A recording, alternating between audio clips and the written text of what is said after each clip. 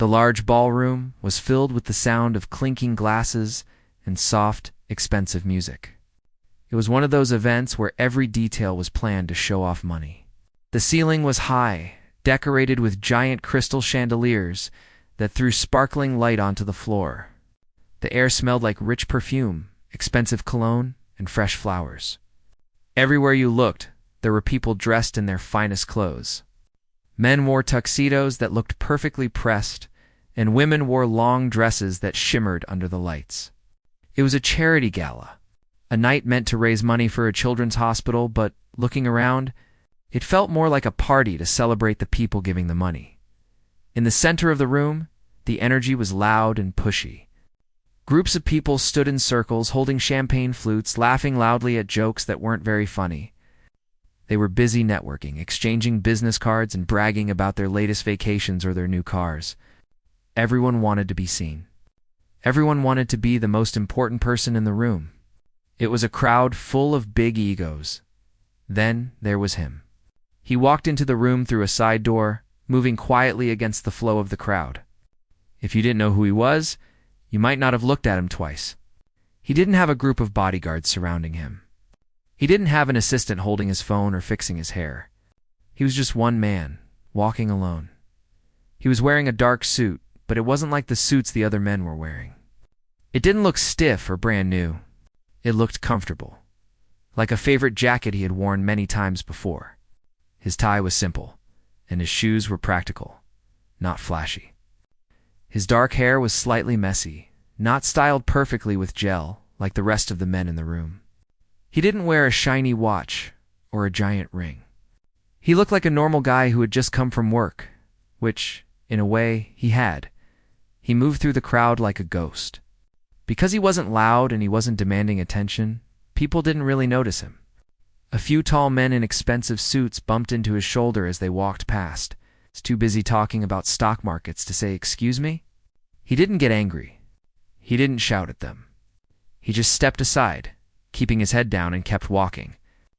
He had a calmness about him that was rare in this room, full of stress and showing off. He finally made his way to the bar area. The bartender was busy mixing complicated drinks for a group of women who were laughing very loudly. He waited patiently for his turn. He didn't tap his fingers on the counter or sigh. He just stood there with his hands in his pockets, watching the ice melt in the buckets. When the bartender finally looked at him, he didn't order an expensive scotch or rare wine. "Just a water, please," he said softly. His voice was low and kind. The bartender nodded, perhaps surprised that someone at a fancy gala like this just wanted water. But he handed him a glass with ice and a slice of lemon. The actor took the glass, gave a small nod of thanks, and turned away from the busy bar. He didn't try to join the circles of powerful people in the center of the room. He didn't want to talk about money or business deals. Instead, he looked for a quiet spot. He found a small, round table near the edge of the ballroom. It was mostly in the shadows, far away from the bright lights of the stage and the main dance floor. It was a corner where nobody else wanted to sit because it wasn't prime real estate. He pulled out the chair and sat down. He let out a long, slow breath, relaxing his shoulders for the first time since he arrived. He took a sip of his water and looked around at the party. From this spot, he could watch everyone without being part of the chaos. He saw a man showing off his gold watch to a younger man, trying to impress him.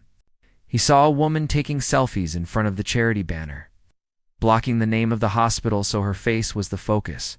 It was strange to him. He was one of the most famous actors in the world, a millionaire many times over, but here he felt invisible. And he liked it. He wasn't here for the fame. He had actually donated a large sum of money to the hospital earlier that week. He gave millions because he wanted to help the sick kids, but he didn't want a trophy or a round of applause. He didn't want his name on a building. He just wanted to help. He looked tired. Underneath the calm expression, you could see the weariness in his eyes. He had been working hard for months, filming difficult scenes, doing his own stunts, and traveling constantly. He carried a lot of sadness in his life, too, things he didn't talk about in interviews. But he never complained. He just kept going. As he sat there in the shadows, sipping his water, he looked like just another guest who maybe didn't quite fit in. He wasn't holding a drink to look cool. He wasn't on his phone. He was just present. But because he was sitting alone, being so quiet, the energy of the room started to shift near him. The wealthy people nearby began to glance over at his table. They didn't recognize the movie star. They didn't see the kind heart or the generous donor. They just saw a man in a plain suit sitting by himself, looking a bit scruffy compared to the polished crowd. In a room full of peacocks, spreading their feathers, he was a pigeon sitting on a wire. A few people whispered to each other, looking in his direction and smirking. They judged him by his clothes and his lack of companionship. They assumed he was a nobody, someone who had maybe snaked his way in or was a staff member taking a break. The air around his table was different. It was peaceful, but it was isolated. He sat there unaware of the judgment. Or maybe he was just used to ignoring it. He watched the lights dance on the ceiling and waited for the speeches to start. He was content in his own company. But in a room full of people, hungry for power and validation, being the quiet, humble man in the corner can sometimes make you a target. The calm before the storm was settling over the table, and he had no idea that his peace was about to be broken by someone who believed that money was the only thing that mattered. Across the room, the atmosphere was completely different. While the corner by the window was peaceful and still, the center of the ballroom was chaotic and loud. A group of people had gathered near the bar. Right in the middle of them was a man who demanded attention without even saying a word. He was a tall, broad-shouldered guy with a face that was red from drinking too much expensive wine. He wore a tuxedo that probably cost more than most people's cars, and on his wrist he wore a watch so big and shiny it looked heavy. This man had made a lot of money recently. He hadn't inherited it. He had made it by buying properties and flipping them, often caring more about profit than people. Tonight, he felt like the king of the world. He was standing with a drink in his hand, telling a story to a small circle of listeners. He was speaking loudly, making sure that people nearby could hear him. Should have seen their faces, he boomed, laughing at his own memory. I told them, take it or leave it. I don't have time for negotiations. My time is worth $10,000 an hour. Literally. The people around him nodded and smiled politely. They were mostly younger men and women who wanted to work with him, hoping that some of his success would rub off on them. They laughed at his jokes, even though they weren't funny. They agreed with his opinions, even though they sounded arrogant. It was the classic scene of a powerful person surrounded by people who were afraid to say no. The rich man took a big gulp of his drink and looked around the room, his eyes scanning for someone else to impress. He liked being the alpha. He liked feeling like he was the smartest and richest person in the building. But when he looked at the crowd, he felt a little bored. Everyone was trying too hard to be just like him. Everyone was wearing the same expensive suits and talking about the same boring stocks. Then, his eyes landed on the quiet corner. He spotted the man in the simple suit sitting alone at the small table. The rich man squinted his eyes, trying to place the face. He didn't recognize him.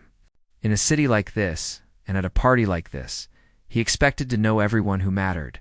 He saw the way the man was sitting, slouched slightly, shoulders relaxed, staring into his glass of water. He saw the scuffed shoes and the tie that wasn't perfectly straight. A smirk spread across the rich man's face. Finally, something interesting. He nudged the man standing next to him, a younger guy in a very tight suit. Hey, look at that guy over there, the rich man said, pointing his glass toward the corner. Who is that? Is he part of the waitstaff? Did someone invite a driver to the main party? The younger man looked over and shrugged. I don't know. I haven't seen him talking to anyone. He looks like he's lost, the rich man laughed. Or maybe he's just tired. Look at that jacket. I think I saw a patch on the elbow. Who wears a jacket with a patch to a charity gala? The group laughed. It was a mean laugh, the kind of laugh that makes other people uncomfortable. But the rich man didn't care. He was bored, and he had found his entertainment for the next 10 minutes. To him, people were divided into two categories, those who were powerful and those who were not. He had immediately decided that the quiet man in the corner was definitely not powerful. In his mind, if you had money, you showed it. You wore the best clothes. You bought the expensive drinks. You talked loud. You shook hands with the CEO. If you were sitting quietly in the corner, it meant you had nothing to offer. It meant you were a nobody. Watch this, the rich man said to his friends. He straightened his own jacket, puffed out his chest, and began to walk across the room. His little entourage followed behind him like a trail of ducklings. They moved through the crowd, pushing past waiters and ignoring the music. They were a pack of wolves, looking for a target, and the quiet man in the corner was the only sheep in sight. As they got closer, the contrast between the two groups became even sharper. The rich man walked with heavy steps, his jewelry clinking with every movement, his head held high in arrogance. He walked like he owned the floor tiles. The quiet man, on the other hand, sat perfectly still. He didn't look up. He seemed to be in his own world, perhaps thinking about a movie script, or maybe just enjoying the silence. The rich man stepped up to the small table, casting a shadow over the seated man. He didn't introduce himself. He didn't say hello.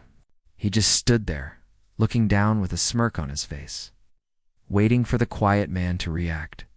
For a moment, nothing happened. The quiet man took a slow sip of his water. Then, he realized that someone was blocking the light. He slowly lifted his head. His eyes were calm and dark. There was no fear in them, no nervousness. He just looked up at the group of people standing over him. "Nice spot you found here," the rich man said, his voice dripping with sarcasm. "It's a bit far from the action, though. Or maybe you're hiding." The rich man's friends giggled from behind him. The quiet man didn't answer immediately. He just looked at the rich man with an expression that was hard to read. It wasn't anger exactly. It was more like he was observing a bug that had landed on the table. It was a look of mild confusion as to why this stranger was interrupting his peace. "I'm just enjoying the view," the quiet man said softly. His voice was steady, quiet, and polite. "The view." The rich man laughed, looking around at the plain wall near the table. "What view? The only thing to see over here is the exit door." The rich man was getting the reaction he wanted. He felt powerful. He felt big. He had cornered a stranger who didn't seem to want to fight back, which only made him want to push harder. He hated quiet people. To him, being quiet meant you were weak. It meant you had nothing important to say. He believed that if you had money and status, you had to shout it from the rooftops. The idea that someone might be content just sitting and drinking water was offensive to him. "You know," the rich man continued, leaning one hand on the table and invading the quiet man's personal space, "I've been watching you. You haven't moved from this chair all night. You haven't talked to the sponsors. You haven't bid on anything in the auction. Are you even supposed to be here?" The quiet man looked at the hand on the table, then back up at the rich man. He still didn't seem angry. He just looked tired. "I am here for the cause," the quiet man said simply. "The cause?" the rich man mocked, making a face. "Yeah, sure. Listen, buddy, this isn't a library. It's a networking event. You're supposed to network. That means talking to people who matter. People like me." He pointed his thumb at his own chest, his grin widening. "I'm the guy who just bought the top floor of the new downtown tower. Who are you?" The question hung in the air. The rich man asked it not because he actually wanted to know the answer, but because he wanted to prove a point. He wanted to make the quiet man say his name, realize that nobody recognized it, and feel small. He wanted to humiliate him in front of his friends. The ballroom was buzzing behind them, but around this small table, the air was getting heavy with tension. The quiet man set his glass down gently on the coaster, looking the bully right in the eye, preparing to endure whatever insult came next. The question hung in the air between them like a heavy cloud. "Who are you?" The rich man asked it again, louder this time, leaning in closer. He wanted an answer, but not because he was curious. He asked it like a challenge, like a soldier demanding a password from the enemy. He expected the quiet man to stutter, to look down at his feet, to mumble some apology for existing in the same space as him. The group of friends behind the rich man shifted their weight uncomfortably. They could sense that this was getting mean, but none of them said a word. They were afraid that if they spoke up, the rich man would turn his sharp tongue on them next. So they stood there in a tight circle, creating a wall of judgment around the small table. The quiet man didn't look down. He didn't stutter. He just looked up at the rich man with a calm, steady gaze. He had dealt with all kinds of people in his life, fans, critics, reporters, but rarely had he faced someone with this specific kind of rude energy. It wasn't just that the man was rich. It was that he believed his money made him a better species of human. "I'm just a guest," the quiet man said softly. He didn't offer his hand. He didn't give his name. He just answered the question as simply as possible. The rich man let out a loud, sharp laugh that turned a few heads nearby. "Just a guest," he repeated, mocking the tone. "Oh, that is rich. You're a guest at $1 million gala, looking like you're waiting for a bus in the rain." He reached out and flicked the shoulder of the quiet man's jacket with his index finger. It was a disrespectful gesture, a violation of personal space that made the quiet man flinch slightly, but only in surprise. The fabric of the jacket was soft and worn, obviously not designer, which seemed to offend the rich man even more. "I mean, look at this," the rich man continued, addressing his friends now, but keeping his eyes on his target. "I spend more on my suit socks than this entire outfit cost. My wife wouldn't let me walk the dog in a jacket like this, let alone sit at a charity event. It's an insult to the host, really. If you're going to be poor, at least have the decency not to show it." The rich man took another swig of his drink. The alcohol was making him bolder and crueler. He was enjoying this. He felt a rush of power every time he insulted the man, and the man didn't fight back. To the rich man, silence was weakness. He thought he had found a lamb that he could tear to shreds, just to entertain himself for the evening. "Tell me, just a guest," the rich man said, putting air quotes around the words. "What do you actually do? Do you have a job? Or do you just go to parties hoping to get a free meal?" The quiet man took a slow breath. He didn't want to get into a fight. He didn't want to scream, "I am a movie star. I am Keanu Reeves," because that felt ridiculous. It felt like sinking to the bully's level. He knew that his worth wasn't defined by his job title, and it certainly wasn't defined by this drunk man's opinion. He chose to remain dignified. "I work in the film industry," he said quietly. "The film industry." The rich man snorted. "So you're an extra? Or maybe one of those guys who holds the microphone?" "A boom operator." "That explains the outfit. Very practical." The friends laughed again, but it was a nervous, hollow sound. They were starting to feel awkward. The quiet man had a presence about him, even when he was sitting down. There was a gravity to him, a stillness that made the rich man look like a jumping monkey. The friends couldn't put their finger on it, but the dynamic was shifting. They were starting to feel that maybe the rich man was making a mistake, but the rich man was too. Drunk and too arrogant to notice the change in the room. He wanted a total victory. He didn't just want to mock the clothes. He wanted to crush the man's spirit.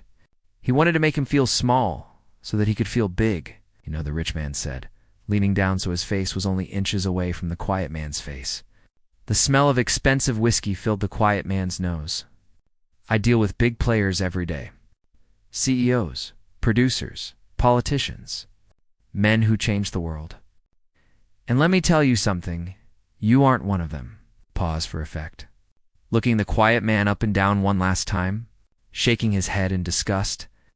"You're just a guy in a cheap suit," the rich man sneered, his voice dropping to a harsh whisper.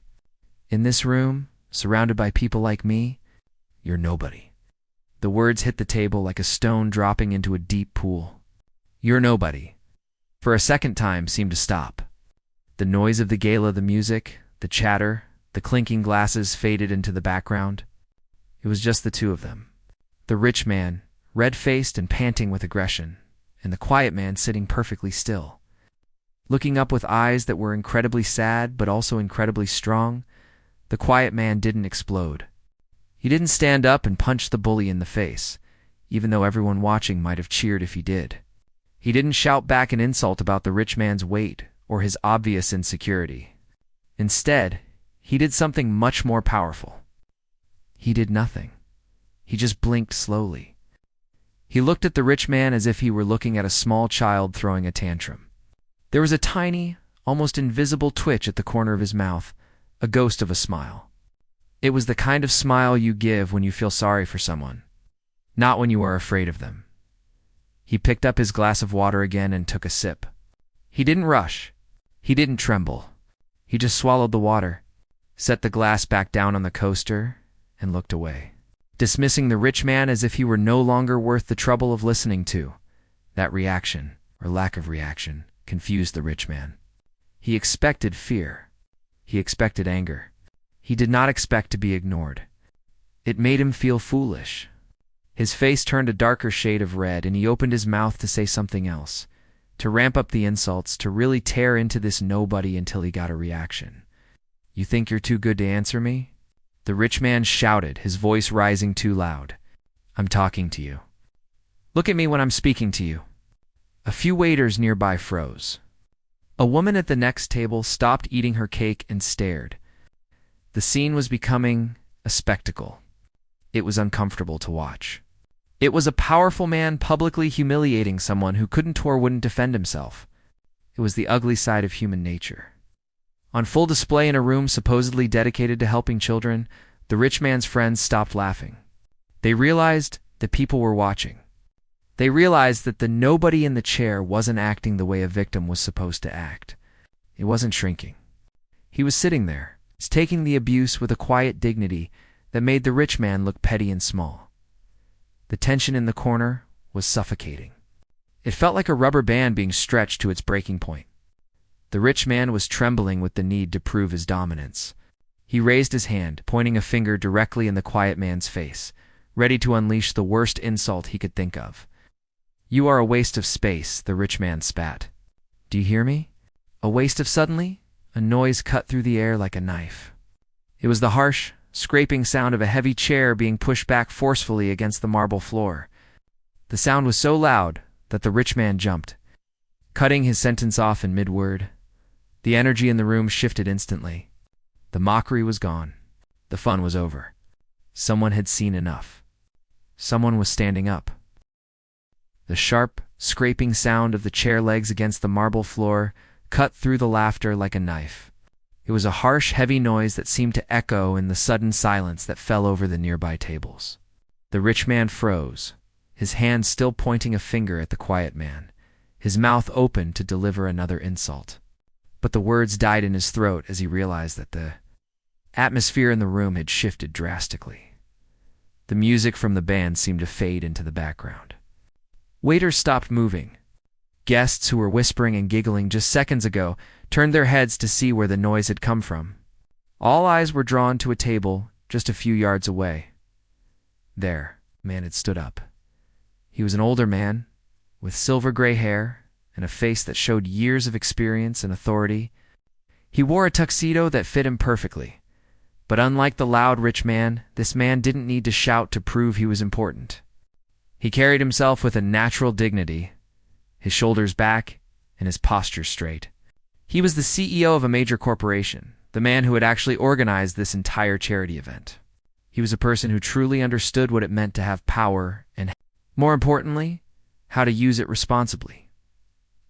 For the last few minutes, the CEO had been sitting quietly at his own table, watching the scene unfold. He had seen the rich man bothering the guest in the corner. He had heard the cruel comments about the clothes and the nobody remark. He had watched as the quiet man took the abuse with a grace that few people possessed. The CEO had seen enough. He wasn't going to sit by and watch a good man be humiliated by a bully. The CEO didn't say a word at first. He simply adjusted his cufflinks, took a slow breath, and began to walk toward the confrontation. His steps were slow and deliberate. He didn't rush. He didn't need to. The way he moved commanded respect. As he walked, the crowd seemed to part instinctively, like the Red Sea splitting for a leader. People stepped back, creating a clear path for him. They knew who he was, and they knew that when he stood up, something serious was about to happen. The rich man watched the CEO approaching with a look of confusion on his face. He turned away from the quiet man, his arrogance faltering slightly. He tried to smooth down his jacket and put on a friendly smile, thinking that maybe the CEO was coming over to join the conversation. "There he is," the rich man said, his voice booming with a fake enthusiasm that sounded nervous. "I was just telling my friends here that we need more men like you in the city. True visionaries. Stuck out his hand, expecting the CEO to shake it. He thought he could charm his way out of the awkward situation. He thought the CEO hadn't heard his nasty comments. But the CEO didn't take the hand. He didn't even look at it. He stopped walking just a few feet in front of the rich man, close enough that the rich man had to take a step back. The CEO looked at the rich man with cold, hard eyes. There was no smile on his face. His expression was like stone. The silence that stretched between them was terrifying. The rich man's friends suddenly found their drinks very interesting and looked away, not wanting to be part of what was happening next. "I believe you are finished," the CEO said. His voice wasn't loud. It was deep and carried a weight that made the rich man flinch. The rich man laughed awkwardly, dropping his hand to his side. "Finished? Oh no, we were just having a bit of fun. Just some banter. You know how it is?" "I don't know how it is," the CEO said, his voice dropping an octave. "And I don't see any fun. All I see is a grown man acting like a playground bully."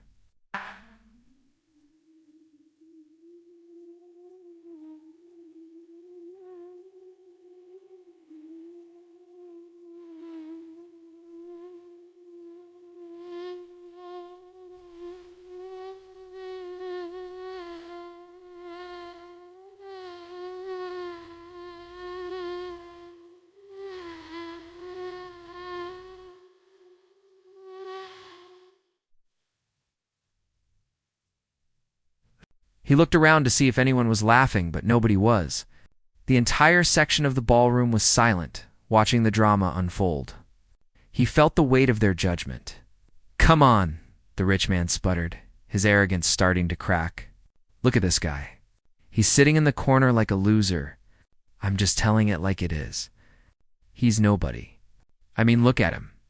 He pointed back at the quiet man who was still sitting at the table, watching the scene unfold with a concerned look on his face. The quiet man didn't look happy about the confrontation. He didn't look like he enjoyed seeing the rich man get in trouble. He looked like he wished he could just disappear. The CEO turned his head slowly and looked at the quiet man. For a second, his face softened. He gave a small, respectful nod to the man in the simple suit. Then he turned his burning gaze back to the rich man. "You are standing there," the CEO said, pointing a finger at the rich man's chest, talking about worth. "You are talking about importance. You are judging a man by the fabric of his jacket and the size of his bank account." The CEO took a step closer, forcing the rich man to retreat again. "Do you know who he is?" The rich man hesitated. "Does it matter?" "He's not one of us." "You're right about one thing," the CEO said, his voice cutting through the air. "He is not like you. And thank God for that." The CEO gestured around the room at the expensive decor and the wealthy guests. "Everyone in this room tonight is here to help raise money for sick children. Everyone is supposed to be here to give back. That man over there gave more money tonight than you and your friends combined. And he didn't do it to get his name in the program. He didn't do it for a tax write-off or a photo opportunity. He did it because he actually cares." The rich man blinked, his mouth opening and closing like a fish out of water. He looked back at the quiet man, really looking at him for the first time without the filter of his own ego. He tried to process what the CEO was saying. He couldn't believe that this nobody in the cheap suit had given more money than him. "I don't understand," the rich man stammered. He looks like a man who doesn't need to wear a giant watch to feel good about himself." The CEO interrupted sharply. "He looks like a man with class. You, sir, are loud. You are rude. And you are an embarrassment to this event." The CEO stood tall, his hands clasped behind his back. He didn't look like a man who was angry. He looked like a teacher scolding a misbehaving student who had just broken the principal's favorite vase. The power dynamic had completely flipped. A few minutes ago, the rich man was the king of the room. Now he was a child being scolded in front of the whole school. The CEO let the silence hang there for a moment, letting the rich man feel the full weight of his disgrace. Then he spoke again, and this time his voice was even more serious. "I want you to listen to me very carefully," the CEO said, leaning in so only the rich man could hear, though everyone leaned in to listen. "You might have a lot of money in the bank. You might have a big house and a fast car, But when you insult a man like that, just to make yourself feel tall, it shows exactly how small you really are." The rich man swallowed hard. His face was bright red now, but not from drinking from shame. He looked at his friends for help, but they were all staring at the floor. "You have a choice," the CEO said, standing up straight again. "You can leave this event right now, quietly, and we will forget this ever happened. Or you can stay, and I will have security remove you. And believe me, I will make sure everyone in this industry knows exactly how you behave." The rich man stood there, trembling slightly. He looked at the CEO, he looked at his shoes, and then he looked one last time at the quiet man in the corner. The quiet man wasn't smirking. He wasn't laughing. He was just watching with a sad expression, as if he felt sorry for the bully who had just been exposed. The room was dead silent. Every person held their breath, waiting to see what the rich man would do. He had been knocked down off his high pedestal, and he didn't know how to get back up. The CEO stood his ground, an immovable object, waiting for the bully to make his move. The silence in the room was heavy and suffocating. It felt like the air had been sucked out of the ballroom, leaving only a vacuum of tension. The rich man stood frozen, his face turning a shade of red that was rapidly turning purple. He looked from the CEO's stern, unblinking eyes to his shoes, and then around at the crowd of people who were watching him. For the first time that night, he wasn't the powerful alpha. He wasn't the guy with the millions. He was a small man who had just been exposed for being cruel. He opened his mouth to speak, to maybe shout another insult, or to make a joke, but no sound came out. His throat felt tight. He realized that there was no way out of this. He had lost. He looked at his friends for support, but they wouldn't make eye contact. One of them was suddenly very interested in the pattern on the carpet. Another was checking his phone, pretending to be busy. They were abandoning him. They knew which side the bread was buttered on, and right now, the butter was with the CEO, not the bully. "I have to go," the rich man stammered. His voice sounded weak, nothing like the booming roar he had used earlier. "Good," the CEO said simply. He didn't move an inch. He just watched him, blocking any chance of the rich man saving face. The rich man didn't say goodbye to anyone. He didn't try to shake the CEO's hand again. He turned around awkwardly, bumping into a waiter holding a tray of champagne. The glasses clattered and a few drops spilled onto the rich man's expensive sleeve, but he didn't even stop to wipe it off. He just wanted to escape. He walked toward the exit as fast as he could without actually running. It was a walk of shame. He could feel hundreds of eyes burning into his back. He could hear the whispers starting up again like a swarm of bees. It was the worst feeling he had ever experienced. All his money, all his properties, none of it could buy him respect in that moment. He pushed through the heavy velvet curtains at the back of the room and disappeared into the night, leaving his pride behind on the marble floor. As soon as the heavy curtains settled back into place, the atmosphere in the room changed completely. It was like a storm had passed, and the sun was finally coming out. People let out the breath they had been holding. The tension that had been tightening everyone's chests vanished. The CEO turned away from the exit and looked down at the quiet man in the corner. The CEO's face softened. The hard lines of anger disappeared, replaced by a look of deep respect. He reached out and gently placed a hand on the quiet man's shoulder. "I am so sorry you had to endure that," the CEO said, his voice kind again. Some people confuse wealth with class. They think that because they have a big bank account, they are better than everyone else. But you showed more dignity in that chair than he has shown in his entire life. The quiet man shook his head slightly.